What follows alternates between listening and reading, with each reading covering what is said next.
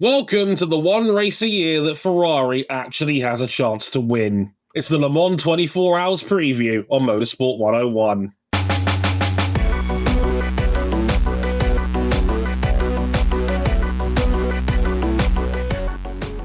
Ooh, self-burn once again. Those are not actually all that rare. Hello, everybody. Welcome to episode 661 of Motorsport 101. I'm your friendly neighborhood host, Mr. Dre Harrison. Glad you could join us. And welcome to me recording 4 episodes in 2 days. It's a busy time here at M101 HQ. Coming off one of the busiest motorsport weekends of the year, especially if you're someone that covers, I guess, the big 3 plus Le Mans, which is coming up this weekend. I didn't realize until last week there was actually a triple header when it came to the stuff we normally do, and then Le Mans on top of it. And I was like, oh shit, here we go. But as promised, we've done it for the last few years, so it's only fair we try and keep that tradition going. This is a Le Mans 24 Hours preview. The 3 of us are going to be split across the next 4 episodes that are coming out over the next week and a half. And joining me from France, as opposed to somewhere in the eastern United States, is Mr. RJ O'Connell. Hello, RJ. Hi, glad to be back. And this is actually not the closest the two of us have ever been in proximity to one another for a Motorsport 101 recording. I think you may recall that it was, 2023 after Le Mans that I did the show from somewhere around the Wimbledon district of London to kind of wrap up the race, which was, God, what a race 2023 was. What a race 2024 was. I couldn't be on the last 2 previews because work got away. And when you are sharing a small house with multiple people, you kind of feel bad for kicking them all out of the room to record a stupid podcast. But because of commercial changes, some wonderful benefactors, I now have a hotel room for race week, so I can go back and do the Le Mans preview. The budget has expanded. I love to hear it. Great to have RJ back for us on this one. As we all know, he also does this professionally for dailysportscar.com. They've even snuck him onto the YouTube channel, which was cool. I was like, look, it's my friend talking cars and shit, looking all professional. I'm so proud of him. It's really, really neat. I like giving him the heebie-jeebies whenever I say that. It's fantastic. Hey, man, it's the other thing we got going on at DSC, dailysportscar.com, is the DSC Academy, where we're bringing in younger people who, let's face it, Dre, you and I both know that it is extremely hard to make something resembling a living in this sport. Absolutely. Doubly so if it's not Formula One, doubly so if you don't work for a major publication. And who knows, that major publication just cut the legs right out from underneath you before your career ever gets going. That's never happened to me before. Twice.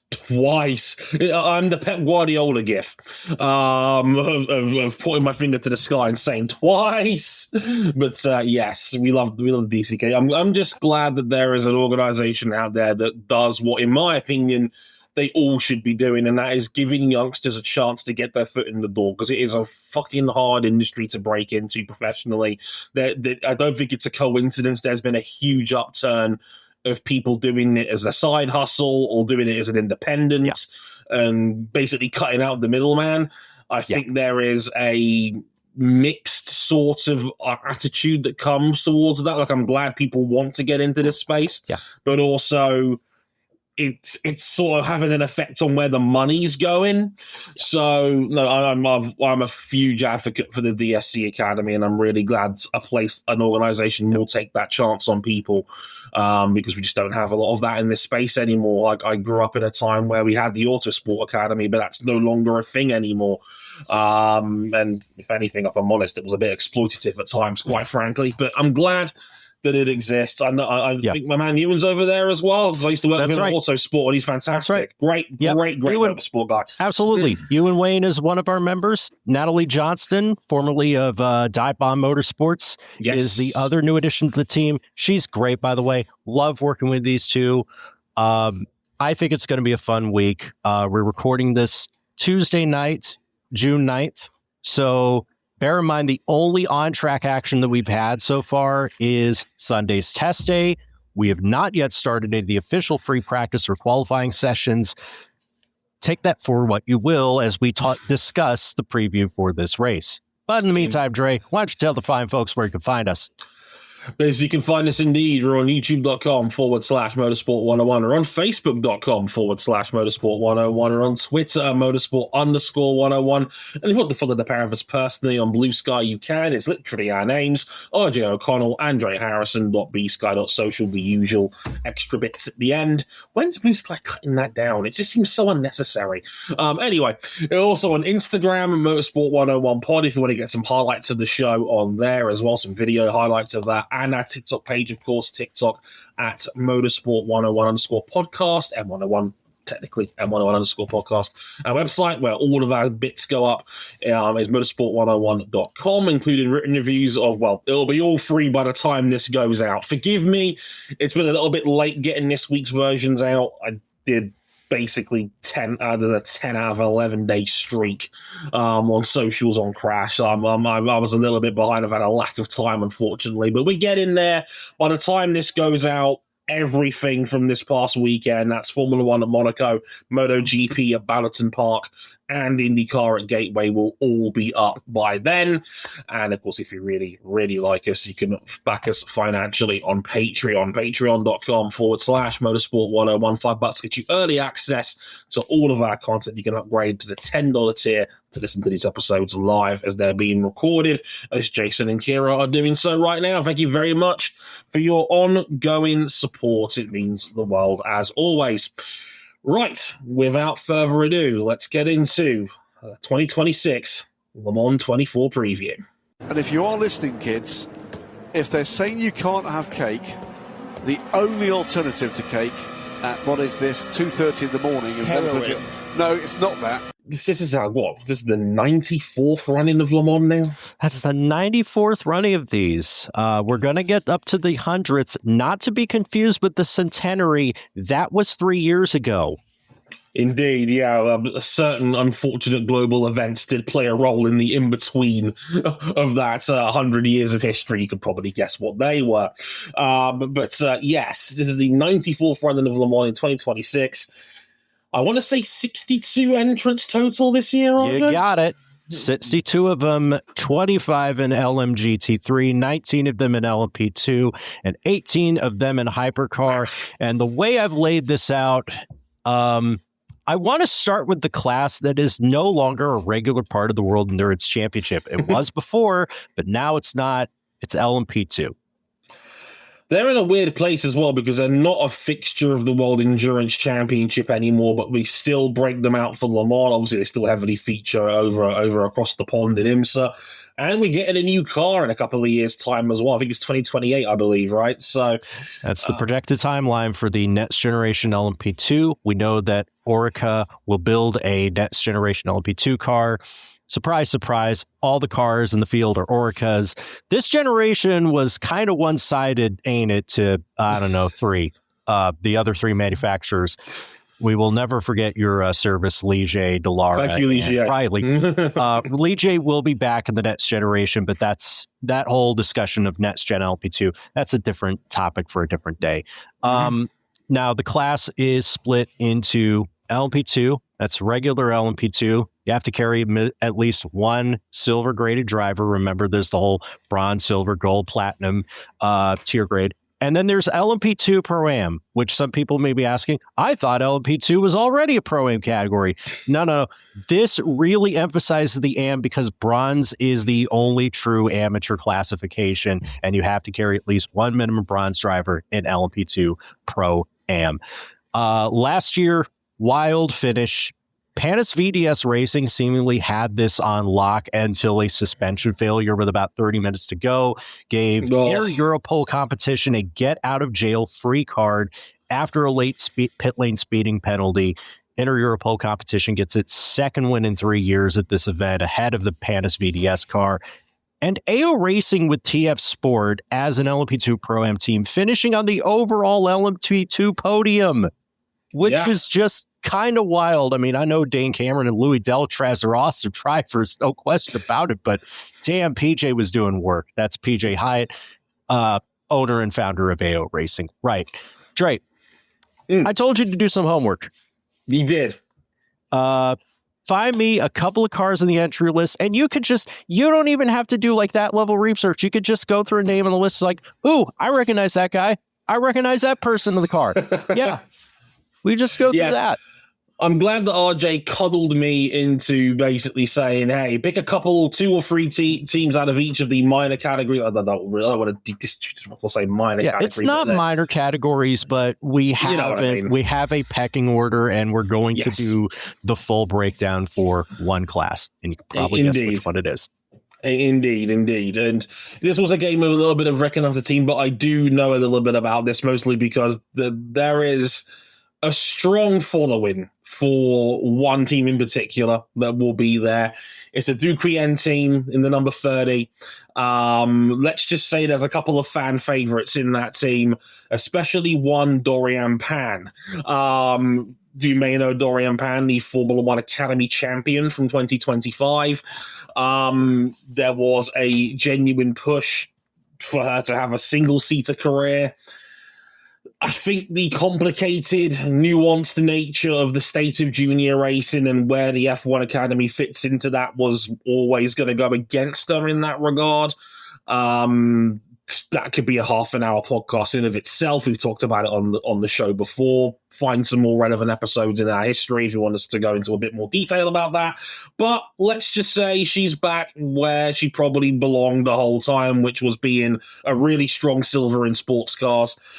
There's a good spot for her, and alongside her, 2 powerhouse drivers, Richard Verschoor, who spent, half a decade in Formula 2 on and off in total. He was always a really talented driver, one that was always capable of winning races in that series, but often lacked the funding to be able to call himself steady or stable for periods of time in junior motorsport, but he's always been really quick. It's a quick turnaround to him getting into sports cars, but I do find him a solid talent, an upper end of Formula 2 level talent who sadly just didn't have the funding or opportunity for F1. And, well, the last man needs no introduction if you know your sports cars, especially if Eau Rouge is involved. Julien Andlauer, the Porsche Series driver over there from the hypercar class. He's going to be in LMP2, obviously because Porsche sadly are no longer going to be featuring Le Mans as a full-time factory. So their drivers get to spread their wings. We got some of the big hitters in this class, and Julien Andlauer is absolutely one of those people. Yeah. Let's also cover off in brief the other Porsche factory drivers of note that will be competing in LMP2 in a world where there is no 963s in the race. Lauren Heinrich, who recently got confirmed to a full-time Porsche Penske deal in IMSA for 2027. He is at Algarve Pro Racing in the CrowdStrike Racing by APR car. That's running an LMP2 Pro-Am. Kevin Estre is driving for French team TDS Racing. It's his first time in a modern LMP2 car. In a lineup with him, Matthias Betsch, and Toby Shopify Man Ludka, a lineup that you will watch through the gaps in the finger in the between your fingers. Right. The other ones here, of course, we have Nico Müller, Porsche Formula E factory driver in the other Inter-Europol competition car. Not the one that won last year. It's the second team car. And we also have Harry King, not a factory LMP, not a factory hypercar driver, but a factory GT driver, factory contracted GT driver, stepping back up to LMP2 with Proton competition. Also sharing the spotlight with Honda factory driver Kakanouchi Ota. These kind of crossovers only happen in LMP2. Possibility there may be one more edition, but that is not my story to tell at the moment. Great to see Kakanouchi over there, by the way, because he's been ripping up Super Formula so far this year. This has been the year that RJ's got me to actually sit down and watch Super Formula because he's been covering it on and off for years as well. He's so good in that series. He's so fast. I can't. We've seen him briefly at Daytona as well, where it didn't quite work out for him over there due to complications with Acura. But if you've been watching Super Formula this year, you'll know that Kaku Ota is fast as all hell. Definitely one to keep an eye on over there, because I mean it's a good year for the series in general for British interest as well, because you've got Zach O'Sullivan and Luke Browning's been quick over there at times as well. So if you want to get into Super Formula, now's a pretty good year for it. Yeah. Right. Where were we? LMP2. Right. I got one to watch because the Panis VDS racing team is not back this year. Instead, they've rebranded. They've got a new sponsor, Petit Forestier. This is now Forestier Racing by Panis. Olivier Panis is still involved. They still have 2 of the 3 drivers from last year, Oliver Gray and Esteban Maussan. They're now gold-level pros. They now welcome Luis Rosette, who is a former Andros Trophy racer, who's been climbing the ranks of sports cars up to LMP2. They won the first race of the ELMS season, and I've got to think they've got some unfinished business in this event. Definitely. Another name that I pulled out of the list, and one you'll recognize if you're into F1 or IndyCar in general, the 22 United Autosports team. That is Zach Brown's United Autosports. That's Richard Dean's United Autosport with an assist from Zach Brown from time to time. I know they are co-founders, but let's be real. Zach devotes a lot more attention to his new project than the one that got him the McLaren gig in the first place. Yes, coming soon to a sports car world, very soon, actually. It'll be next year. In fact, there was actually some clips a couple of days ago that came out of them testing their new car for the first time at Imola. I can confirm it is extremely papaya. It's a plus. But Rasmus Linder, who you probably saw for a cup of coffee in Indy Next, who's come a long way since then. Gregoire Saucy and Mikael Jensen, very, very strong international set of go-getters. I believe Gregoire Saucy's in the leading car over there at the European Le Mans Series right now. Just an overall very, very strong team. It's probably going to be my pick for the class win, actually, in the 22. So definitely one to watch, in my opinion. What about you, RJ? Yeah. United Autosports won this event in 2024. That was the year in between the Inter Europol victories in 2023 and 2025. In 23, it was an upset. 25, now that's the expectation. But I digress. United Autosports, always good. Winning for United Autosports at LMP2 can make your career, and in some respects, break it. But that's another story for another IndyCar episode. My other one to watch here is out of the LMP2 Pro-Am category, which I know it has a bronze mandate, and I know that's like an easy target for people to punch down at because people love punching down at bronze drivers when they make mistakes. But I got to say it, AO Racing by TF looks strong again. It's not Spike the Dragon. It is Rocky the Pegasus as part of an expanded branding deal with Mobil 1. There's a new character joining the AO Racing cinematic universe. There's also been a last-minute change that I will talk about a little bit more in Hypercar, but the long story of it is that Louis Delatraz has been called out of this ride. Australian driver James Allen, who you might know from winning that incredibly close Daytona 24 Hours finish a couple years ago, he's been dropped into this car alongside PJ Hyatt and former Porsche Penske factory driver Dane Cameron. The two guys won last year. Remember, they finished third overall against all the teams that don't have bronze drivers. With a bronze driver, PJ Hyatt is super, super, super quick for his peers. I think they could pull off another good result, but it's all down to reliability. It's all about making sure that you are not the attrition that you need to get to the front of the field. And I have to say, LP2 generally pretty well behaved last year. We know the cars will hold up well. For a guy like Richard, for sure, this has got to be a breath of fresh air. That, yes, it's all one chassis, one engine make, but it's sensible. This is a category where the strength of the teams the mechanics, the engineers, the drivers. That all makes the difference. This is not a balance of performance formula. And as we get into the next few classes, balance of performance has become an interesting point of discourse in the World Endurance Championship. Stop me if you've heard this before.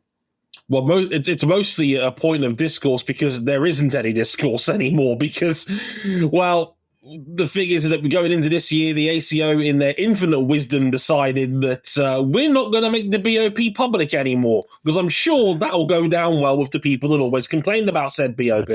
That's right. The process is that each team gets to nominate 2 people, speak with the technical committee. The technical committee hands them these parameters and also gives them the documents, say, if you disclose this to the public, you are in breach of contract and you are in serious trouble, Buster. So the teams know what power and weight and energy they are running at, but that is not to be disclosed to the public until further notice. And I get it. It is not a fun thing to go through. Balance of performance discourse got incredibly toxic, and this is not the way to deal with it. I've been thinking about this. I've heard this float around, and tell me if this makes sense. Sure. I think what they could do, right? Because no matter whether it's the SRO way of we'll publish the balance of performance table, we'll make as many changes as we want it up to like hours before the race, whether it's the IMSA system where we'll publish the table, you're just not allowed to try and influence it through public statements, or it's this. You're not going to get away from that discourse, right? And it's just going to become more toxic because, fortunately, sports car racing is more popular now than it once was. But with that, there is a more toxic element. I call it the footballification of sports car racing, if you will. Anyway, where was I? Right. I think what they could do as a compromise to inform us, to help us inform the readers, they could publish this table after the race. They could publish it right at the start of the race, basically to a point where any balance of performance cannot be impacted by the running and practice qualifying. If you run it after the race, like, we're not going to know it in real time, but after the race, we have that information so we can go over that and be like, okay, so that informs why this car was so strong, why this resulted so impressive, etc. I don't know about you.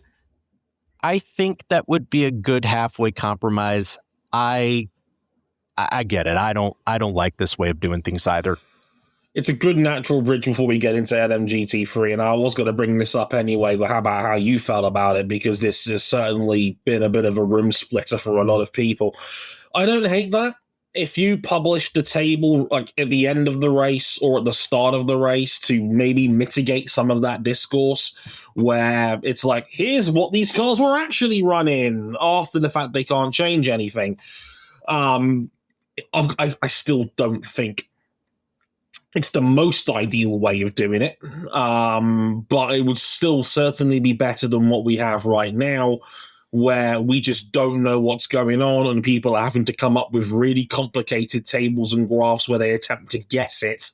Or let's just say it will only breed more of that toxicity, more of that conspiracy-based conversation about, hey, my manufacturer was allowed to run better than yours, and then we're all guessing because we don't get to see that table, or that we're hoping we get like a slip of a nugget of information from one of the team bosses or something along those lines to complain about. You kind of got to guess through like body language, the way that some teams carry themselves throughout, let's say, scrutineering, practice, meet the teams, etc.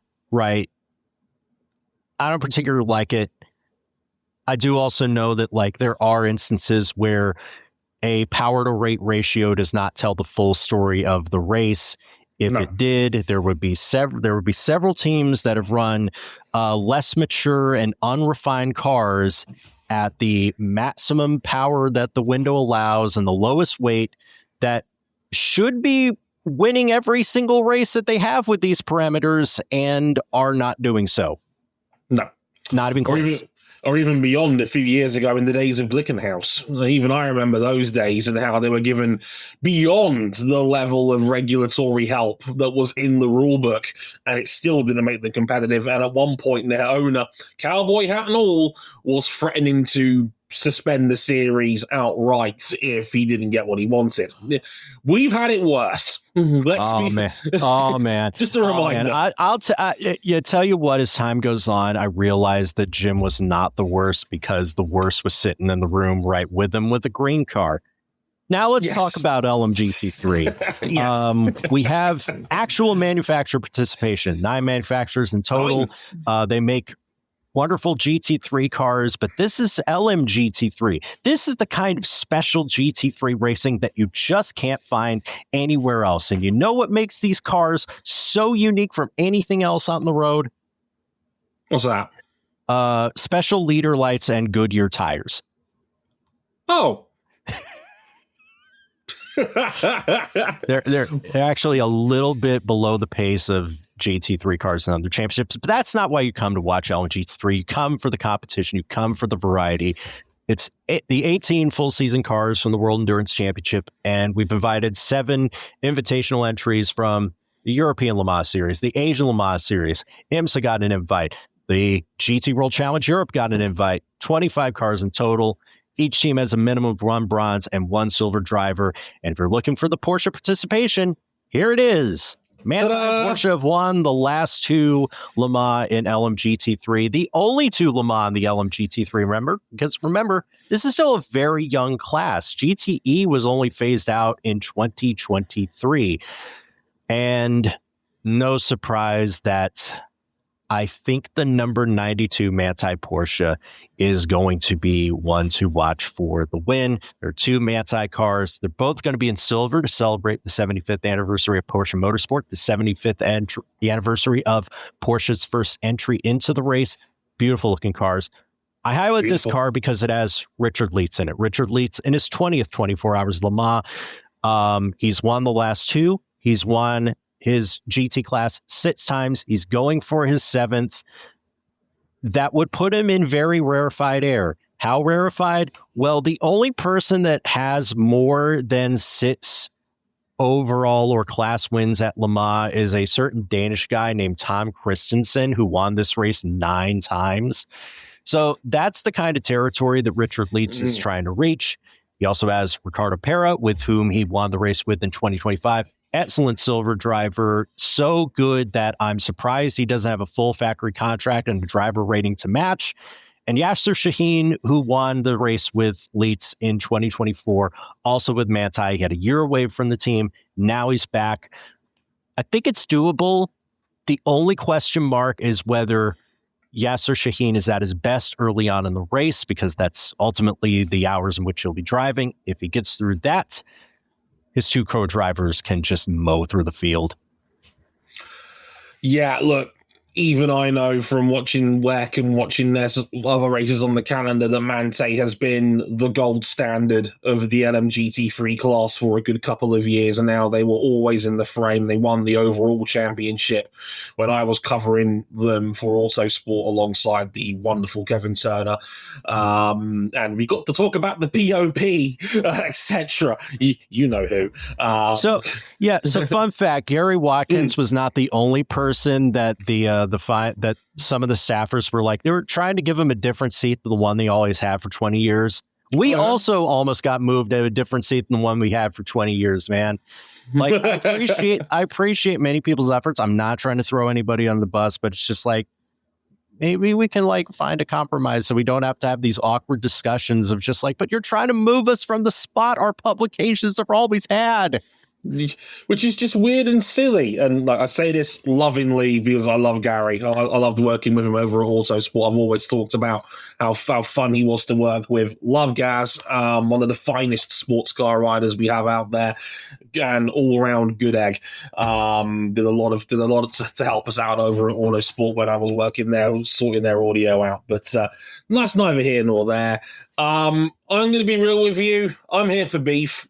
And we have never steer away from beef here on Motorsport 101, and there's always an opportunity here because These two manufacturers can't help themselves. We've seen this at Daytona. We've seen it at Le Mans. We've seen them fight each other relentlessly. Of course, I'm talking about BMW versus Corvette. They can't help themselves. The last time I saw them at Bahrain, it was Arby's at o'clock. And I've picked out two of their guys from there. I'm keeping an eye on the 32 and the 33, ironically. They're right next to each other on the entry list, too, because it just fits. Sometimes it just works, quite frankly. Yeah. WRT in the BMW M4. Darren Leung, Sean Galeal, who again was a very solid Formula 2 driver, is contended up to a very solid silver in sports cars. And Augusto Farfus, who is, he's become the meme where they changed the decade number in the birthday cake. He's been at BMW for 20 years, and lately all he's been known for is just getting into mess. Up until the most recent round at Spa-Francorchamps. And I'd love for him to break that trend. But sometimes the mess just has a way of finding him, or he has a way of finding the mess. That man at Spa got pinballed. Like, we all blamed him for a big old smash into the Ferrari hypercar at Spa until we had to look at the replay again and realize he himself was hit from behind. And you know why he was hit from behind? Because he was moving under braking, and that's why they penalized him in the incident.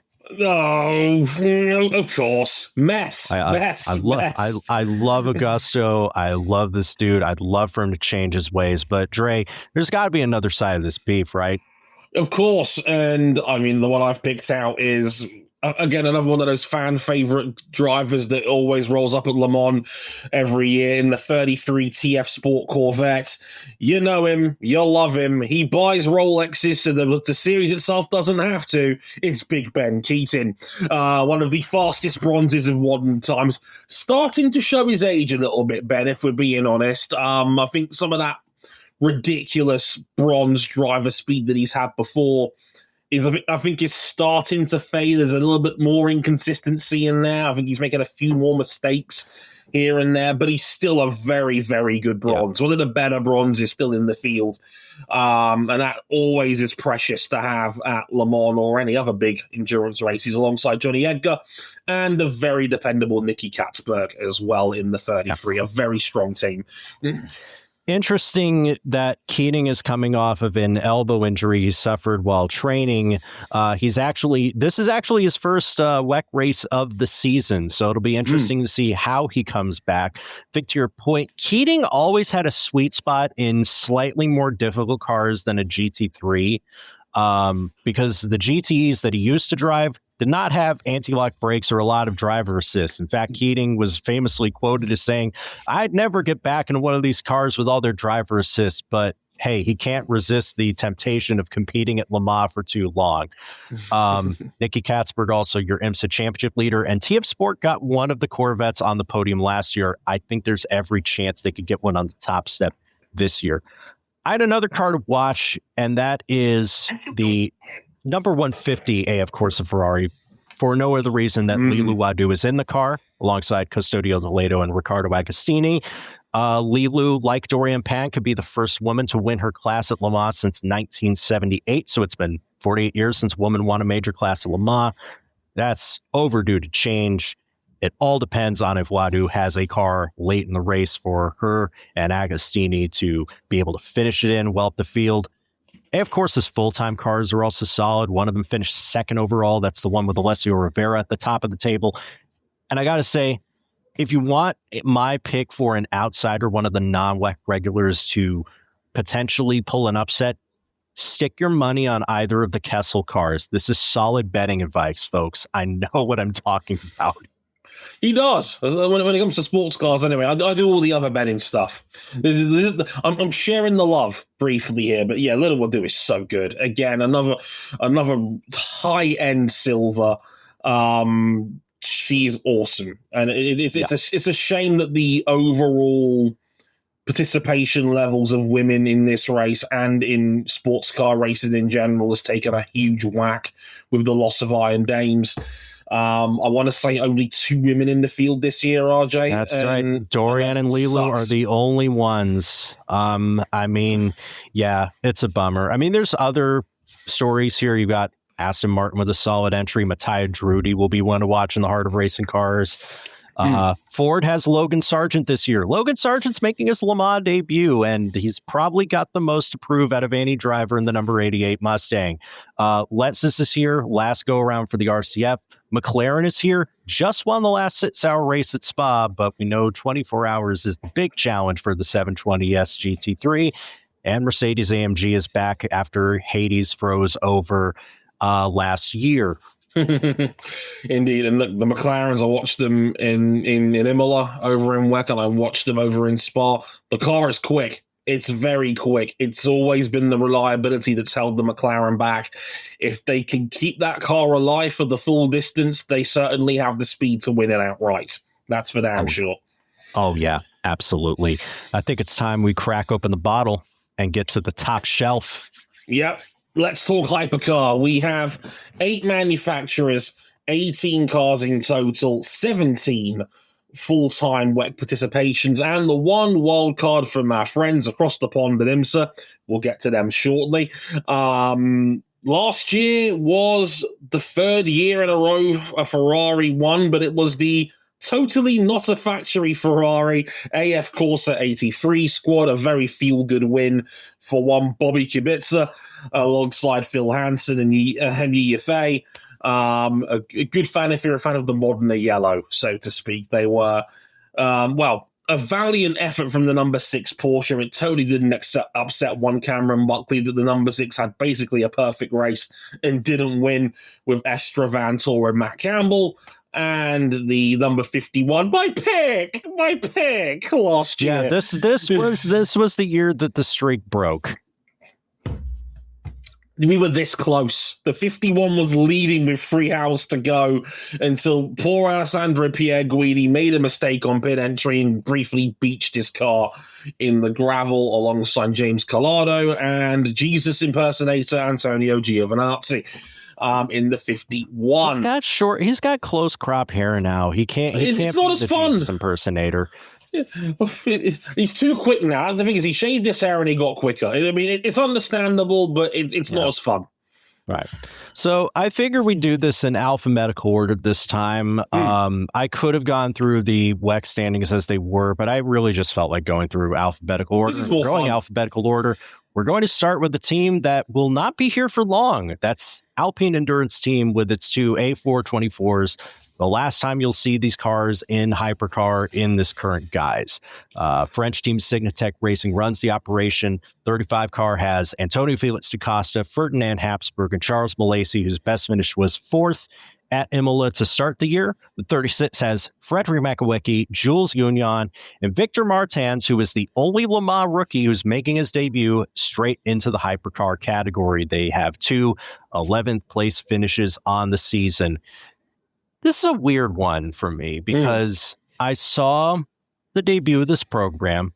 I saw the inevitable discussion points of using the engine that is currently used in the Formula 2 car as it currently is. Now, of course, what they can do is they can change it to take out all the bits that don't work and replace them with ones that work better.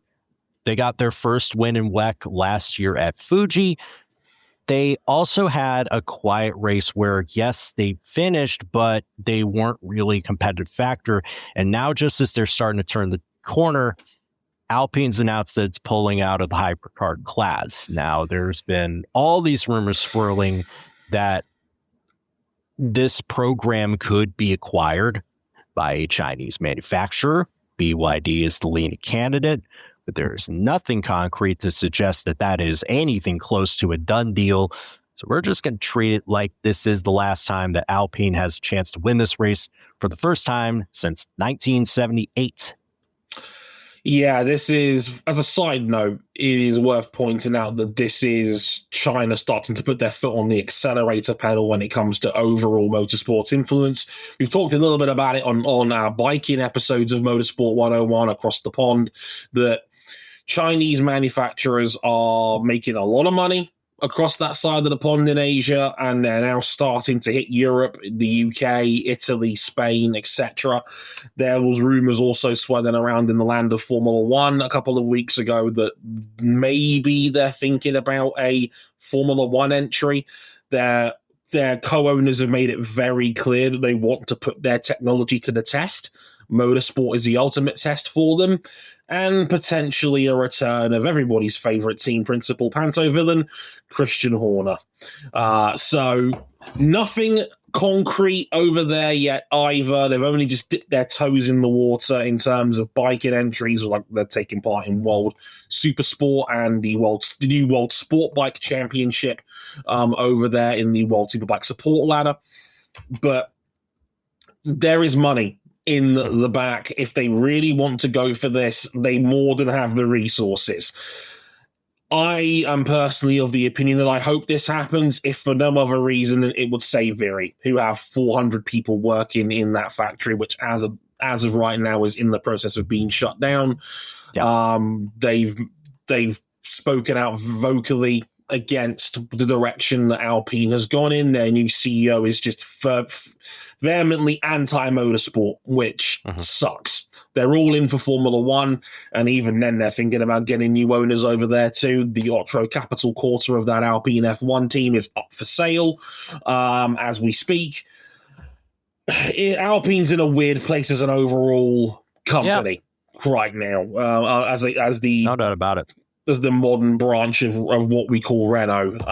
They're in a very weird place right now. Talking about the cars themselves, this is a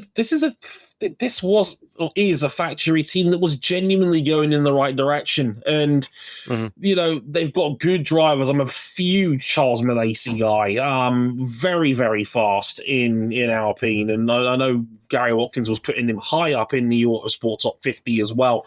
For that very reason, that they have the talent to win any race on paper. Like, the talent behind the wheel is not the issue. It's always been the Mechachrome jokes and what have you. But those jokes have largely ended because they're competitive now. And they can certainly... Yeah. I think it would still be a minor upset if they won Le Mans, but it's not the upset it would have been 2 or 3 years ago. That's for damn sure. Oh, my God. And we have 2 French manufacturers. Only one of them has a partial stake from the French government in it, and it's this one. There will be people going crazy in the streets. They'd be going crazy for the other French manufacturer as well. There's no doubt about it. Just a quick note here. DaCosta, Habsburg, Milesi, all those drivers in the 35 car have won Le Mans. They've won it in LMP2. Makowiecki won it in GT Pro back in the days when he was with Porsche. And I just got to think, because we talked about this recently, you know what's sad about the fact that Mick Schumacher just didn't enjoy his time in World Endurance Championship that much? What was that? He was really good at this. He was. And let's rip the Band-Aid off to a degree. It wasn't exactly a closed secret that Mick didn't enjoy his time in WEC. There were multiple fan accounts and independent content creators that were all saying this as well. It was an open secret that Mick did not enjoy his time in WEC. How do you so good at something you cannot stand? I don't know. I mean, there's debates about how professional an attitude that is, when you're telling fans that you hate your job, but he was still really good at it, despite that fact. I mean, got a podium at Spa last year in that 36 car. And I feel it's not nice. It's not nice to have to cover and say those things, because you'd hope that people that are in a racing series you enjoy genuinely enjoy it, because that's where the passion and that's where the support comes from. I wonder what's going to become of Victor Martins this year, because this is kind of a one-done deal for him. Victor Martins just perpetually unlucky. We know he's good, and if Alpine didn't think it was good, they wouldn't have put in one of these cars, brought him back into the Alpine Academy fold, as it were. It's a weird case of Alpine Academy common success. Waiting for him to see what he does in this race. Jules Gounon doesn't have a Le Mans win, but it's not for a lack of it's more for a lack of opportunities than anything. Like, I think he's taken a hypercar very well. There's a lot of talent on this driver roster, It's just a matter of what result are we going to get. I wouldn't fancy them for a win going out, but man, it would be kind of cool if they did. It would be a great story, and a quick shout out to Victor Martins, who, again, as RJ alluded to, perpetually unlucky in Formula 2. He was a very, very good Formula 2 driver. A couple of years ago, I thought he could be a genuine Alpine F1 driver, and it just didn't work out for him in the rolling lottery that is Formula 2 nowadays. He just got a little bit too old. The brighter prospects came along. That typically is the pattern in Formula 2. If you're not winning in 2 years, good luck to you. Basically, at that point, even the second year can still be a death sentence for certain people. That's how tough it is now to break out in that series. I mean, we're looking at Leonardo Fornaroli right now, who did the F3, F2 double in back-to-back years, and we're celebrating him getting an FP1 at McLaren this weekend over there at Barcelona, so, which, again, kind of says it all about where we're at. Victor Martins is a great driver, and I think he would have had a great permanent home in the World Endurance Championship. I sincerely hope he lands on his feet next year because, again, Alpine is just scaling back everything, and that's probably not the place you want to be right now. Right. Now let's go into Aston Martin. Oh, no, the F1 people are tuning out. Don't worry. This is the one that, while it hasn't really delivered the results, this one at least has charisma. This is Aston Martin, the heart of racing team. What does the heart of racing stand for? Thor. Fielding the Valkyrie hypercar. Thor, Valkyrie, get it? Mythology. Yeah. It's awesome. In the 007 Bring me Thanos! I like that the 007 car still has all British drivers. It's Harry Tincknell, Tom Gamble, and Ross Gunn. They were 9th at Imola and 4th at Spa. Really good start to the season for them. 009 is Alex Riberas, Marco Sorensen, and Roman DeAngelis, who have been unlucky this year, including a DNF at Spa where they were having a good race, and then they had an accident with the 35 Alpine. Not great, but no, because there was very aggressively blocking that day, shall we say? I'll be kind and say it was a aggressive block that led to the number 9 being put in the wall and having I think they were running 6th at that point when they were wiped out. Yeah, just really unfortunate. Yeah. So this is the second Le Mans for the Valkyrie. This is the V12 car that has the funky styling, the strange ground effect tunnels that everybody loves, and that engine sound. Expectations were pretty low last year going into the first Le Mans because they had some troubles in the very first race. They had some troubles at Daytona and Sebring early this year, but I have to say, both cars finished. Had some minor issues, but nothing race-ending. And they could really use another good result like this. And I'll tell you, for what it's worth, one of these cars was the fastest car on test day. I do need to couch this, though. That was on a soft tire run. Remember, hypercar, you get 3 compounds of tires, soft, medium, and hard. They have color scales just like in Formula 1, only the colors don't match up like in Formula 1.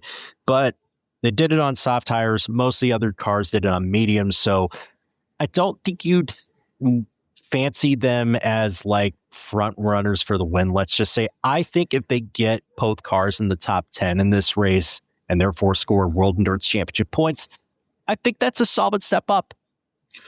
I think it is too. I think a lot of people still need to park any idea about them being involved for outright victory or anything like that. I think that's asking an awful lot of the Aston Martin crews at this point.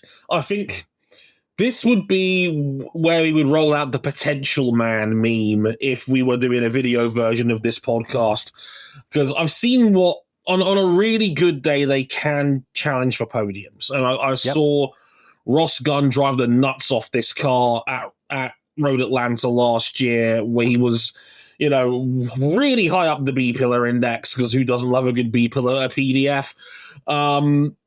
You could see glimpses of what this car can do. Yeah, but it's nowhere near a regular thing yet. I think If this was a rack of ribs, you would say more seasoning than back in the oven for an hour. And you know what? They admit that this was the only car that races full time in IMSA that didn't get a significant Evo Joker upgrade package, because by their own admission, they're just trying to understand how the current car works before they try and put upgrades and updates on the car before they know how to make the current package work. So to that extent, like, I totally get where they're coming from there. It does have its pronounced issues, particularly on bumpy tracks, but Le Mans is relatively smooth, relatively low tire deg. That might help them out. I mean, driving talent, again, not the problem here. Harry Tinkel's won Le Mans twice in 2 different classes. Sorensen won in GTAM a couple of years ago. All these guys on the Aston Martin Thor team roster are recent standouts of the factory or factory blessed GT3 programs, and they made that change very, very well. One note here about Ross Gunn and Roman DeAngelis. First starts of the year in the World Endurance Championship because of the many jugglings of the wet calendar thanks to current events. They couldn't be at Imola because they were racing at Long Beach, and they couldn't be at Spa because it's a 6-hour race and you don't really need them. Yeah, you normally only take 2 for those smaller wet grounds rather than a 3-person roster. So, yeah, their first starts of the year, again, driving talent, not the issue in this factory at all. It's more just reliability. And look, this is a mature approach from Aston Martin. Unlike their Formula One team, this team is more in the case of let's figure out how we can walk before we can run. It says to me they're in it for the long haul, and it says to me that they are keeping expectations low while they try and figure this out, and I think that's the right way to be.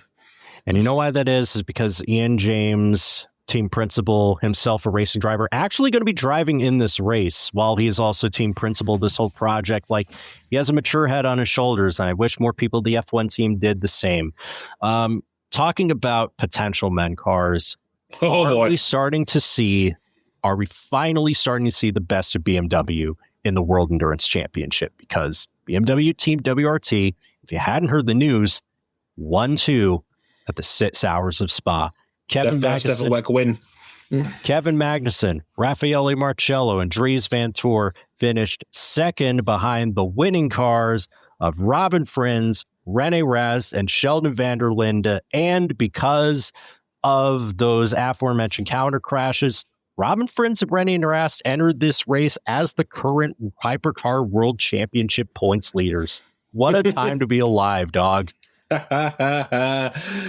It's this. I mean, we watched that race in Spa in this very server, and yeah, their first ever win in the World Endurance Championship as we know it. I think their first win as an overall manufacturer, I want to say, since 2002. It would have been since the V12 LMR days. Oh yeah, yes, that car from Gran Turismo, as we often joke about on this show. Look. This is the definition of a potential man. And we've said this for a few years. The BMW's outright speed has never been the issue. It is, on its day, the fastest outright package of them all. It helps when you have Dries Vanthoor, who, again, when he's on it, probably top 2 or 3 just outright fastest drivers in sports cars. Yeah. He can rip it. We all know what he can do. He's a Jofra Archer type over in cricket. He's a Mark Wood, a guy that can bowl at 95 miles an hour, but sometimes is a bit brittle. Sometimes the mistakes creep in. Sometimes it's just not his day and he will get cartoon anviled. It's the nature of BMW sometimes. You're waiting for the anvil to fall. But it seems, and I was going to make this point before you made it on our notes here, the Evo package they've brought to this car has seemingly made them a bit more versatile, a bit more operationally helpful, because I remember BMW the last couple of years, it's more been a case of the outright speed is there, but if they have to double or triple stint a tyre run, that's when the problems typically start. They get knocked out of their window, and then they start hemorrhaging time. Yeah. Hasn't been the case so far this year by the looks of it. Not really. I mean, even in Imola, their cars were 5th and 7th. I mean, that's a better start to the season than the last couple of years. I mean, they put a lot of effort in this Aero package. Yes, I know it doesn't have the comically large nostrils on it anymore, but it's not just to make the car, it's not just for cosmetic effect. They wanted the car to be more balanced. They want the car to have better correlation because these Evo kits are not to add another 2 seconds of pace. We know why they can't do that. This is a balance of performance formula. The days of LMP1 upgrades are done. But that operating window, when you do have balance of performance, good or bad, that's very important. They needed that. They've got it. And this is a team that has won LMP2 at Le Mans before. Friends won it with them in 2021. Dries Vanthoor won his class on its debut in 2017, and that wasn't even in a BMW. That wasn't even in an Audi back when he was an Audi factory driver. And I'll say this, they weren't really high up the testing leaderboard. They did do a lot of laps compared to everybody else. And this is becoming a very, very favorable sleeper pick to the point where I don't even know if it's a sleeper pick anymore. I don't think it is anymore. I think they're in the elite tier of teams that can win this race. There's not many, but I think if everything goes their way, there's no reason they can't win this race now. Spa was the proof of concept coming true. That everything came up their way, and they were able to win it, and not just win it, they 1-2'd it. And again, we don't know what the BOP is going to look like. It may have been the wrong time for them to win. If there is such a thing as a bad time to get your first ever win in the World Endurance Championship. But the talent is there, the chaos is there, the speed is there, and the potential is there. Will it actually land on the day? We'll have to wait and see. But there is no reason why this factory can't win anymore. Absolutely. Now, BMW is one of the LMDH manufacturers that is trying to crack that very soft, subtle glass ceiling that's been put over their head by Ferrari these last few years. Another one of those teams is Cadillac, another one of those manufacturers, I should say, because it's an effort made up of 2 teams. So Cadillac Hertz Team Jota represents Cadillac in the World Endurance Championship. Wayne Taylor Racing also represents Cadillac in IMSA, so they combine to put together 3-car entry. Cadillac Team Jota has the number 38 of Sebastian Bourdais, Earl Bamber, and Jack Aitken, and the number 12 of Will Stevens, Norman Nato, and Alice Lynn's name was here, but because of neck surgery recovery, he's been scratched out, and Louis Delatraz, who was in the LMP2 Pro-Am winning car last year, has suddenly been bumped up a class. And Wayne Taylor Racing, of course, has Ricky and Jordan, the Taylor brothers, and Felipe Albuquerque. This is the aforementioned IMSA wildcard. And I got to say, Dre, when I look at these 2 entries and I look at the rest of their body of work this year, although it is still the early days, it hasn't been all that great.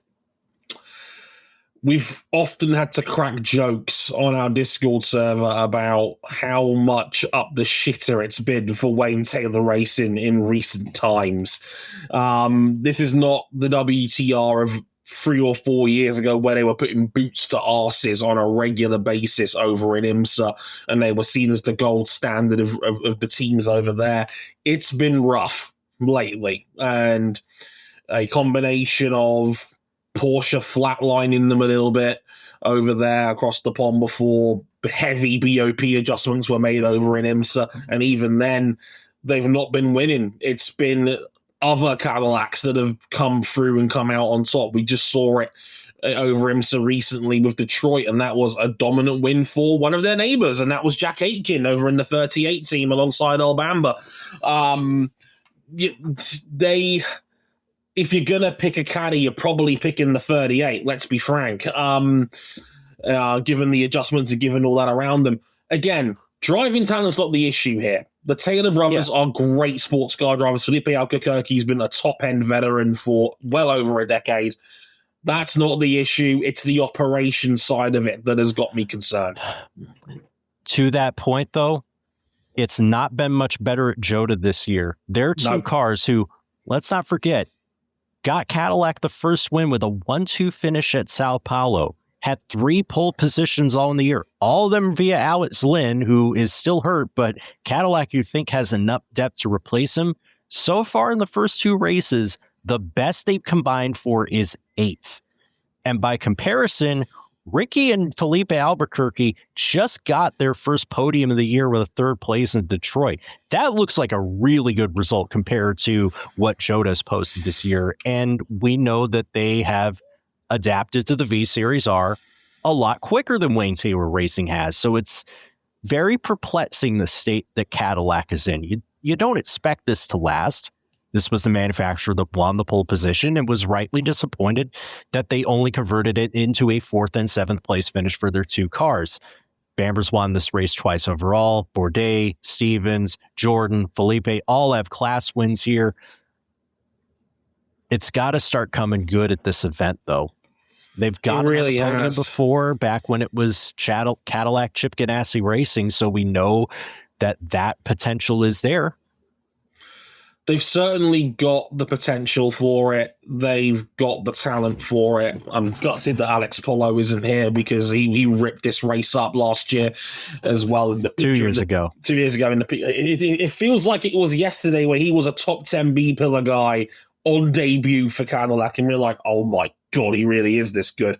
And, upgrade him from elite talent to generational. But it feels like they've been in no man's land in WEC and recently, because it's like, again, we can only guess what the BOP is, but everybody knew last year when they won their first race at Sao Paulo that, let's be frank, they got the good end of that deal when they won that first race. Gotta love that Sao Paulo doesn't have a lot of zones over 200 kilometers per hour for most of the lap, I'd say. Mm-hmm. And to the point, and there is one point to make about this, is that, yes, they could have brought Action Express Racing instead of Wayne Taylor Racing, but if you look at Action Express's roster, you'll notice, they're already occupied at Joda this year. There's been some thought to whether maybe it could be like a collaborative entry, but we've already crossed this bridge. Wayne Taylor Racing expects to be stronger this year. And again, for what little it's worth, Cadillac had some good times in test day, and those were on medium compound tires, which is a bit more representative. Is that indicative of anything going into this week? I don't know. Who's to say? It might be something. It might be a red herring. We expect more from Cadillac at this point. There's no getting around that, and I think that's why we're just down on them and have been for the last year and change now. Maybe this is the one that gives them a jump start, but given what we've seen in WEC so far, I think they are in the long shot category for me personally. Titletown, Next, AF Corsa, Ferrari AF Corsa. The factory cars are in red, the satellite cars in yellow. It's all 3 of the most recent LM24 winners, all in the same cars that they've won with over the years. The 50 is Antonio Fuoco, Nicholas Nielsen, Miguel Molina. They won in 2024. The 51 is Alessandro Pierguidi, James Collado, and Antonio Giovinazzi. They won in 2023. And the 83 is Robert Kubica, Yi Fei, and Philip Hansen, who won last year. What have they done since in 2026? Well, a couple podiums. DNF at Spa. Remember that Farfus incident we talked about earlier? That wiped out the 51. And I've got to say, and I know that they kind of bluffed their way through this last year, but there's a more concrete feeling going in that coming out of scrutineering that maybe this may not be their year. It feels maybe like the field has caught up to them a little bit. Mm-hmm. The general feeling and sentiment that we got last year was that they had the rub of the green for the ACO for the Le Mans wins, where it felt like Porsche had a perfect race and they weren't rewarded for it because Ferrari was so good it didn't matter. I don't think it's quite that, but the overriding gut feeling that people is going around is that either Ferrari have low-key had their wings clipped a little bit and we don't know it yet, or this is another really clever Ferrari cover-up job. They get to Le Mans and then they're going to end up turning it up and then curb stomping everybody. And to be fair, I'm with you, RJ. I'm leaning more towards the former on this one. I just think the field's caught them up a bit. Yeah, they caught them up a bit. There were no significant upgrades to the car this year. They put a lot of work into developing the 499P2. Despite all we've said, if you're in denial that the 499P had matured into the best all-around car in the grid, you're just a hater. And there's nothing wrong with just being a hater, but I wish some people would be more honest about it. But that's neither here nor there. They haven't had to really change anything in terms of the setup of the team, right? The only real thing that's different is now that all the hypercars are homologated in the same wind tunnel instead of, if you're an IMSA, you go to the wind shear, you go to one's wind tunnel in North Carolina, and if you go to the Sauber wind tunnel for some of these, now they're all now they're all going through the same wind tunnel for all this data. So it's just like, it's no real major evolution as you've seen with some of the other cars and some that we'll talk about later. It's still a really good car. This is still a really good team. You'd be foolish to bet against the factory Ferraris in this race because they were close in Imola. They were close at Spa. This is still what people expect the Ferrari F1 team to be. Look, this has been the Ferrari side of the brand that hasn't let people down in the last few years. Ferrari has executed generally excellently. It's a well-oiled machine. There's a reason why all 9 of their drivers have been retained in their respective slots with no real reason to have a dramatic shift. Although I'm calling you out, O'Connell, because it says here on my notes, brackets, let's stir up Ferrari internal politics. Spill. There has been a bit of a gap in the results between the factory car and the satellite car. Now, how you view the 83 Ferrari is really up to you. You can say this is a full factory car with just a different paint job and they're trying to pass it off as a privateer when it's clearly as good as all the others and gets all the love and respect. Robert Kubica's remarks towards the end of the season when he felt frustrated that his lead was slipping and all the factory cars are starting to get by him, I think told a different story that, well, yes, this is a car that benefits from a lot of good resources and its drivers are spectacular. Maybe they would have liked it better if the red car had won last year. There was always a sort of back of the head feeling about this where it's like, is the AF Corsa actually the factory team? Is it actually something you're proud or happy with? Or is it just the black sheep of the family? Like Ferrari will happily take another Le Mans win to get closer to Porsche. By the way, don't bring an underweight car to qualifying and make your job a lot harder come race day. But in terms of the long game of the championship, it feels like a lot will have to go right for the 83 to win this race again. I think they caught lightning in a bottle last year. Maybe so. I don't know if they have another one of those left in them. I don't know. Circumstances could mean that the 83 car is Ferrari's only chance to win Le Mans, and this entire conversation is rendered pointless. It's a big old question because it's just because, again, we don't know the BOP. And Ferrari have played these games before where they've played possum to a degree. We don't really know what they are until they actually run them on race day. And that's going to be one of the bigger question marks going into this race. We'll know a lot more about how this Ferrari team is really getting down after the weekend, I suspect. Yeah. Probably as soon as 12 hours from now as we're recording. I don't know. Let's talk about something new. Let's talk about the Le Mans debut of Genesis Magma Racing. The first serious entry from a Korean automaker into the top class of Le Mans. Songyang entered like 30 years ago, but that's not this. This is a proper serious entry with a chassis supplied by Orica, with a WRC-derived turbocharged V8 engine, and they painted the car orange for Le Mans. Who doesn't love that? In the 17 GMR 001, it's André Lauder, three-time Le Mans winner and legend, Pipo Derani, and Mathis Jalbert, who brought home the team's first points at Spa with an 8th place finish. They also have the number 19 car of Mathieu Jaminet, formerly of Porsche, Paul-Loup Chatin, formerly of Alpine, and Danny Ukadea, formerly of Mercedes-Benz, although he still drives Mercedes. It's complicated. It's not yet scored points.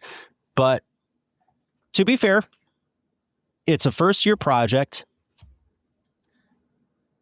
What is the reasonable expectation for them in their first year? Finish. I've said this 100 times over.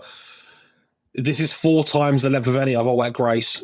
You will be tested. Like, it's a 6-hour race is not a 24-hour race. And Le Mans provides unique challenges that a lot of the other tracks on the calendar don't do.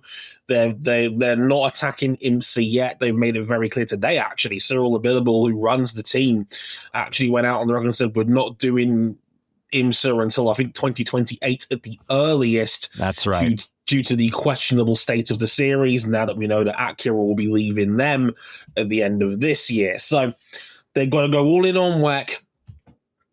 I am of the opinion that just finishing the race with both cars would be a decent achievement in of its own right. They got points at Spa. It was a little bit fortunate given a lot of the chaos that went on around them. A couple of big hitters didn't finish that race. They're not slow. They're certainly competitive in this field. I think they're solid midfielders at their best. But let's not put them in the conversation for an outright victory. If getting points would be a bonus for them. It's a long-term project. Yeah, it's a long-term project and a way for guys like Lauder and Derani to add to their legacies, because like Lauder's got 3 Le Mans wins. If his last act as a top class driver is to help to start to build this into a competitive program from basically scratch, then like that's another key piece in his legacy. Pipo Derani, we talked about how good he was with Extreme Speed and then with Cadillac. To do this again with Genesis after a year out of racing entirely would be huge. Mm-hmm. They did most of the development of this car for over a year, and it was an interesting point that was brought up. Would it have made sense to put them in separate cars? I did actually ask Pipo this. Oh, yeah. And he told me that because it was under consideration, but because him and Andre were getting on so well, they decided to put them in the same car, which normally is not a bad thing. And like the drivers of the 19 car are all very well and good, but they came to the project so late that they've barely had time in the car before the start of the season. Now, again, guys like Jaminet and Chatin and Ukadea, they're consummate pros. I don't doubt that they can adapt quickly, but that's just something that it was on the mind of at least one person going into the start of the season, that maybe a different driver lineup would have been beneficial. I don't know, man. It's interesting because I don't think it's a coincidence that the 17 got had the better results so far in the World Endurance Championship so far this season. I think spreading the experience out would have, to hedge your bets a little bit more, probably made sense. I don't know. And I don't think anybody can quantify what team chemistry is worth in the sense of this is a team sport. It's not like single-seater racing or other individual motorsports. You're all there to help each other, open feedback. You're having conversations. That's worth something. How much, I don't know. What sort of value you put on that, I don't know. It's hard to say. I can understand both sides of the aisle when it comes to that argument. If you want that team chemistry, you put Derani and Lauder together, but also how much faith do you have in the newcomers coming in that have got to learn this car quickly for the biggest race of the year? That's risky in of its own right. And don't get me wrong, that's not, as you said, that's not a down talk of the drivers. Jaminet, Chatan, and Danny Giancadella are great drivers in their own right. They will do a job, and they will do it with the best of their ability. It's just, it was a valid question, and I'm glad Durrani treated it as such, because I think it is valid, and it's something that has been thought about internally. So I'm glad that it's been at least acknowledged. Yeah, for sure. I think a lot of cautious optimism around Genesis as it attacks its first Le Mans. The cars look great. They do look great. They've got love the orange.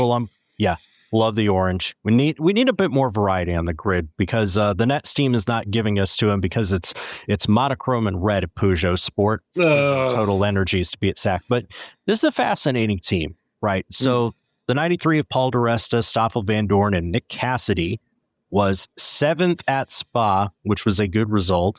The 94 of Loic Duval, 2013 winner, Malte Jakobsen, and Theo Pourchaire was running really good at Spa until they had an accident with the GT car in a race where they won pole position. This has kind of been a microcosm of Peugeot in this era since the 918. Chaos. The 988, I should say. Peugeot 988. This era has been strange. It's been chaotic. They've had no wings. They've had wings. They've had opportunities to win races that have gone missing. The car's occasionally been brilliant here. Remember 2023 in the wet when Gustavo Menezes of many generations ago, it seems like, drove this car to the lead, and all anybody remembers is how it ended when he got in that accident and threw the car up the road? Yeah. The car was kind of chaotic. You never quite know what you're going to get with Peugeot. It's the Forrest Gump box of chocolates of the hypercar class, where, again, on paper, the talent is there. There's a lot of fun drivers in this lineup. There's a lot of guys that these are drivers that have maybe not had the full flowers of how good they are else. In fact, I think they're the definition of that. Paul di Resta was a very solid F1 driver when he was over there a decade ago. I stand by that to this day. Hard to believe that was nearly 15 years ago now that Paul di Resta was in Formula One, and he's still going. Stoffel Van Dorn, we all know he was screwed in Formula One. That was a S-tier level prospect that was in the wrong place at the wrong time at McLaren. And Nick Cassidy is one of the best Formula E drivers of the modern age. And I stand by that. He's a bona fide race winner. He was ours in Super GT and Super Formula first, pal. Don't you forget it. He was. Talking about guys that got a raw deal up in their career, can I just say I'm so glad Theo Pourchaire has a full factory seat where he is being paid as a professional to drive a race car. I know it's with Peugeot. I know this has been with a banter team, but like that level of security has to be so freeing. And I got to say, it's done all right here so far. He's been solid. And as a small side note, I fully agree that Theo Pourchaire, let's not forget, at one point was the youngest Formula 2 feature race winner in series history, and he did it at Monaco of all places as well. And Fred Vassar, I thought, was a bigger believer in young talent. He had the opportunity to put Theo Pourchaire in Formula One and elected not to. He's always been the guy that everybody passes over, Pourchaire, and I'm so glad that Peugeot has revitalized his career, because there was a hot minute where I thought this was just never going to work out for Theo, whether it be on the road to F1, whether it be the cup of coffee he had in IndyCar, which was awful for other non-on-track reasons, unfortunately, or over in Japan with Super Formula, where he was there for an even smaller cup of coffee. So I'm delighted he's got an opportunity to prove himself in the World Endurance Championship. Yeah, it's not the most ideal factory in the world, but there are a factory that can, on its day, surprise people. And that's fun. And it's for what it's worth as well. Malfi Jakobsen is fast as hell. Oh my God, dude. He is so quick. I joke that he is like so heavily glazed at our publication. Lovingly love the dude. He's so fast. It's entirely justified. This 94 car could easily do some damage, but this is another car that has shown those flashes of brilliance, but never anything of substance, because what do they follow up leading the race in 2023 with? Dud in 2024, dud in 2025. Peugeot hasn't won this race since the days of the 908 back in 2009. I think that's something that they are very, very eager to change. Oh my God, it's such a weapon, right? I know nobody loves like, oh, the diesel cars sound so quiet, but that one looks so good. I'm amazed it only won once. Loic Duval, again, another case of a guy who just wants to extend his legacy with another manufacturer because, God, he's getting up there in years, frighteningly quick before our eyes. I hope that this year Peugeot starts to turn a corner at Le Mans, because I'll say this. They've always been the one manufacturer who, if you were to say anybody could quit right now, who would it be? Everybody says Peugeot. And yet, the indication that I get is that they're in this for the long haul.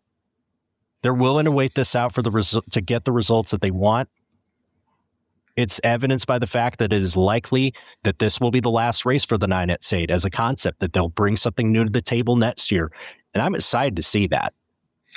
I'm just glad they're still here, because Peugeot are tied with this race, especially in the modern age. I've joked before about my fandom of GT4 and the LMP1 category, and Peugeot being such a heavy hitter, the Pescarolo era, where they were running alongside them as well. Le Mans is more fun with Peugeot being there, and I'm glad they're here. I remember the rainbow livery they had a couple of years ago as well. That would bring that shit back, Peugeot, for God's sake. Yeah. But they are... You're so right in that they were always the team you would go, if there's going to be a quitter, it's them. And they're not, and they're still here, and they're pouring money into this, and they want to win, and they have the great attitude for it. Yeah. I just hope it can translate into some more meaningful results soon. I mean, it's part of Stellantis, dog. Everything's chaotic at that company, right? They could have the right attitude, and the board could still be like, right under them at any moment. I don't think they will this time. I think they're going to stay. Which brings us to the one ever present in the WEC era since 2012 when they first showed up. Toyota, not Gazoo, Toyota Racing. It's the number 7 car. What was the point of that rebrand again? I'm still trying to figure it out myself, and it's been several months since the rebrand, but nonetheless, Mike Conway, Kamui Kobayashi, and Nick DeVries are back in car number 7. Conway and Kobayashi won it together in 2021. Sebastian Buemi has won this race 4 times. Brendan Hartley's won this race 3 times. Rio Hirakawa's won it in 2022, and they're all together in the number 8 car that won at Imola, ahead of the number 7 car, which was finished 3rd in that race. I'm going to say it. It's been 10 years since the greatest infliction of the so-called curse of the Toyota 7. You remember where you were when the power went out. This is hands down the best chance they've had to win this race since 2023. And to win this race and finally get rid of the yeah buts. Yeah, but they didn't beat Audi and Porsche in the LMP1 days. Yeah, but they only beat a bunch of privateers. Yeah, but they haven't won this since all the competition came back. No. I think this is the year for them to do it. I don't know if they're going to be my picnic, let's just say, but this is the best chance they've had to do it, because they finally decided to take a car that was good at the start of this era, very good at the start of this era, but was starting to show its age. They heavily revamped it. They renamed it, of course. It now looks like something that is properly of its time. It is drastically overhauled. I think the way they even drive it now, they have to take the curbs less because the suspension is just that much more stiff and potent than it was last year, where you could just ride the curbs all the time. That's how you gain speed. Anyway, this is a more modern and advanced design. It's given them a wider operating window. Showed at Imola as well. He probably could have won at Spa if not for them getting hosed on strategy. I think this looks like a really good chance for Toyota to get back on top. They are the entry, in my opinion, that I think there are the least amount of question marks about. Ferrari are so up in the air going into this year's Le Mans, and again, with all the BOP talk and conversations, what we don't know. There's one thing we do know about Toyota and how the ACO looks at them. Whenever they do well, the ACO shits themselves because they immediately throw a hammer at them and they clip them for the better part of a full season. They are so shit scared of letting Toyota run at full chat. I will say this, though. Remember back in 2018 when your good friend Gary Watkins read that headline that said the ACO has the right to penalize other teams for going quicker than Toyota? Man, times changed since Alonso was in the series in 2018. And that's one thing that I always bring up, right? Oh, yeah. But it's always been this kind of give and take because Toyota's been so low of the championship. Remember, they were the ones that didn't quit when Dieselgate blew up Audi and by extension Porsche the first time around, right? Right. And they've always had a good team that, let's be honest, it fell behind operationally too. That's another big thing. They got a little bit sloppy. They got a little bit complacent, but this feels like a team that's rejuvenated. Sebastian Buemi told me during scrutineering, the feeling was he's excited, a little bit more than excited actually, for him to potentially get a 5th Le Mans win and shake off all the asterisks in the qualifiers would be so awesome. He wants to win this race. Everybody at this team wants to win this race. And I got to think as well, when I look at these two driver lineups, is this the band's last tour as we know it? Because Nick DeVries has been rumored to be moving. Brendan Hartley's been rumored to be moving. Mike Conway's been rumored to be moving. There are a lot of guys that are linked to Toyota moves and not enough seats to fill them. So for this core group of guys, this might be the last chance that they as a collective, as trios, this might be their last chance to win it together. Well done to RJ O'Connell there for not setting off the QI klaxon for saying the last dance, the now most over-cliched term in sports alongside momentum. Because that was going to be for Alpine, dog. But even so, this does feel like, unironically, the last dance for this era of Toyota racing, in the sense of it feels like it's time to maybe think about making some moves. I mean, I know we've talked about this off the air about how maybe Brendan Hartley could do with a change of scene. We've talked about that, Kabui Kobayashi. We all love Coach K. But as he gets up there into his 40s and his 5th decade of life, he has started making more mistakes. He's not quite as consistent as he was in his prime. Yeah.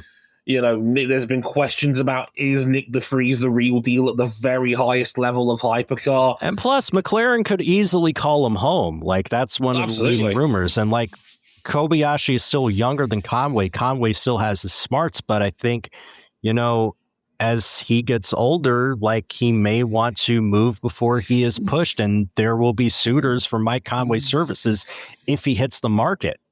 Absolutely.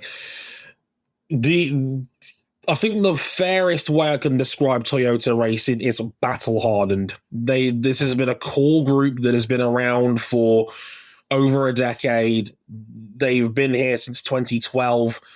They've been the pillars of this series through a lot of change, a lot of controversy, a lot of asterisks. I remember 2023 as well. You mentioned it in the notes, not just 2016 and the where were you when David Croft cursed him by saying, Andy Davidson, our boy's going to win. And then, and 2023, they were a lockup into Arnage away from potentially a perfect season. Or maybe they don't have a perfect season because if they win Le Mans, they probably don't win the remaining races on that calendar because that's when they get hammered. Who knows how things would have been different, but if they'd won it in 23 or even in 24, things could be so different for the legacy of Toyota racing. But that's all in the past now. I think they look good for this year. I think they do too. I think they are if I was a betting man, I think I would place Toyota as the favourites going in. Not heavy favourites, but I certainly would. I've got the least amount of question marks about Toyota going into this race compared to anybody else in the field, is what I would say. And I think they will be the safe pick for a lot of people in this field. Yeah, absolutely. Well, now it's time to get to it because we've been going on for an hour and a half. It's time to get to the prediction segment of the show. Right. We are going to start with our first category, which is the over-under and the total of number of laps completed by the overall class. We've set the over-under at 349.5 laps. It's a good number. I'm going to take the over. Weather looks good.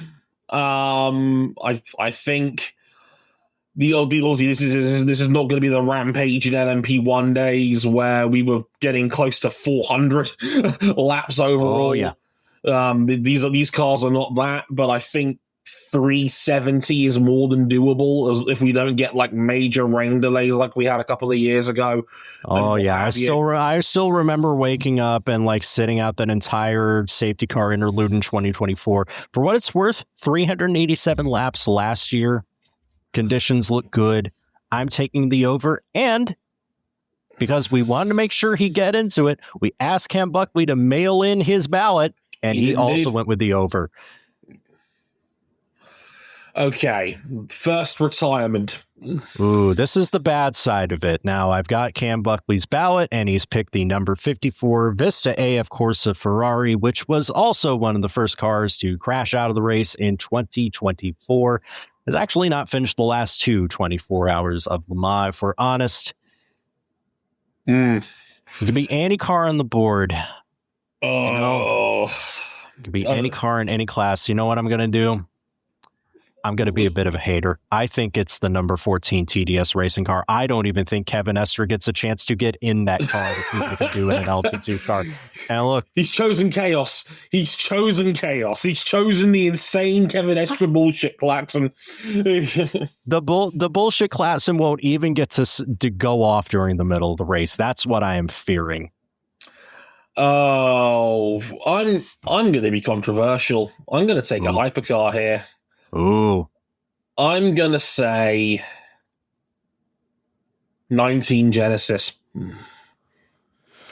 First timer syndrome. It can get anybody. I'm going to say them. And that'll be a real shame. Just to say we don't wish this on anybody. Yeah. And this is a glorified lottery pick. I'm going to say 19 Genesis. Not a problem.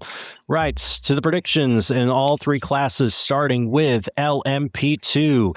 Cam's prediction for this class was the number 30 Duquesne team. That's Doriane Pin, Richard for sure, and Julien Andlauer.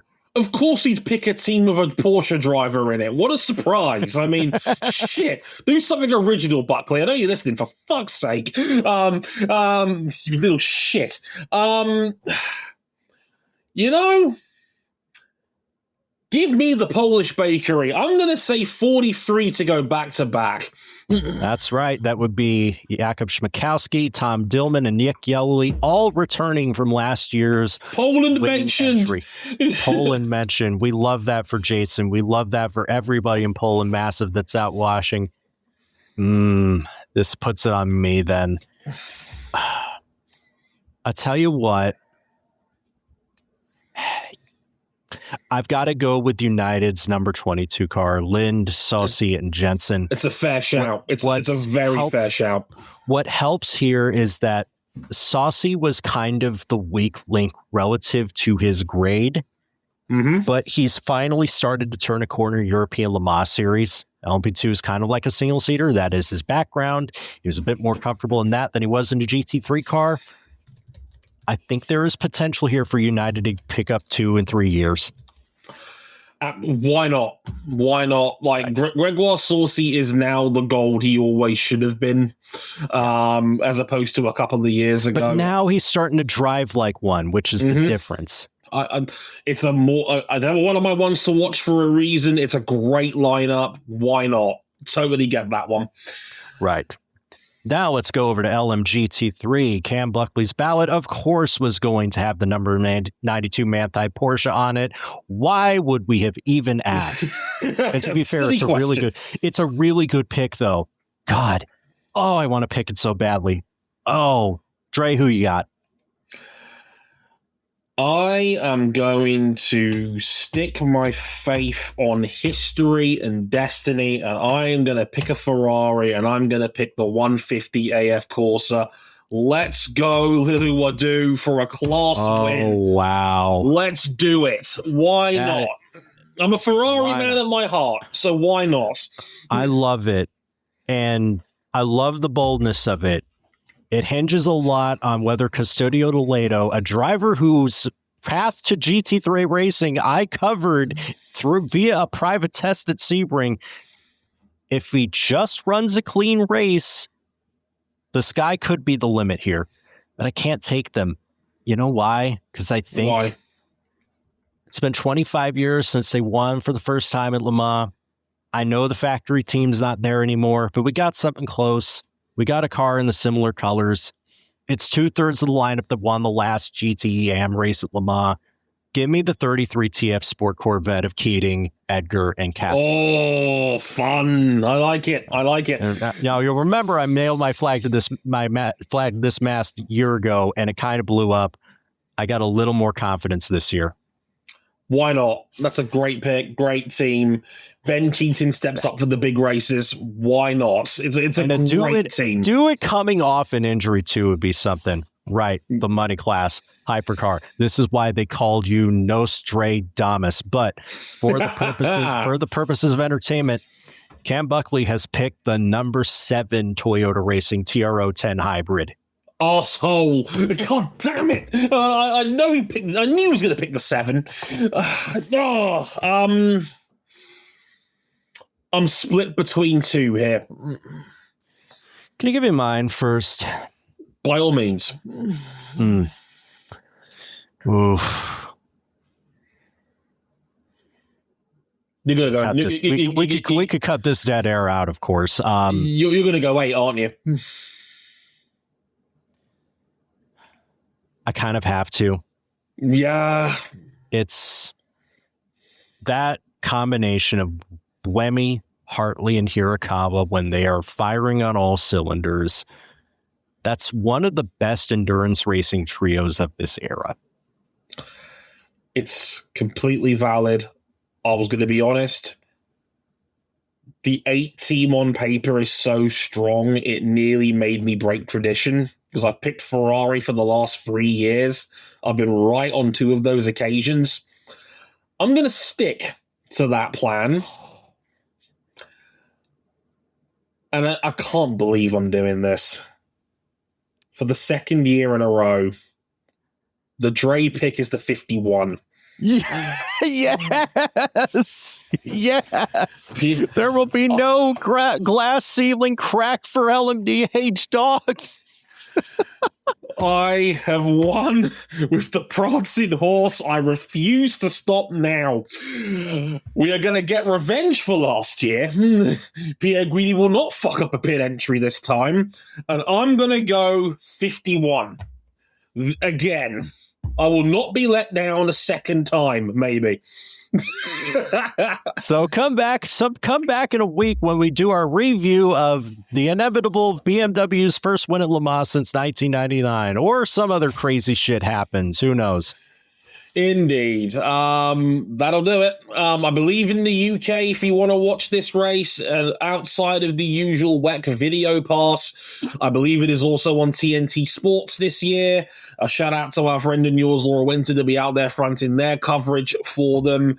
Sadly, it's behind the paywall in the UK, but needs must. It's better than nothing.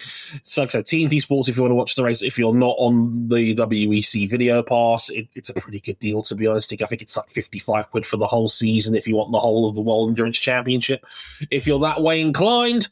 But yes, that of course will be this weekend. I believe it's 3 p.m. on Saturday we get going. Annoyingly, the final hour will clash with Formula One Spanish Grand Prix on Sunday. Whose bright idea was that? I don't know, but that's going to be a thing. How very 2016 of it all. Very much so indeed. So yes, that will be happening, and we'll be talking a little bit of Formula One in our next episode because, of course, we've got a Monaco Grand Prix to discuss. It's not like all hell broke loose over there or anything. Oh. That's next time. I've been Dre Harrison. He's been RJ O'Connell. Thank you very much for watching and listening, and we'll catch you guys next time. Sayonara.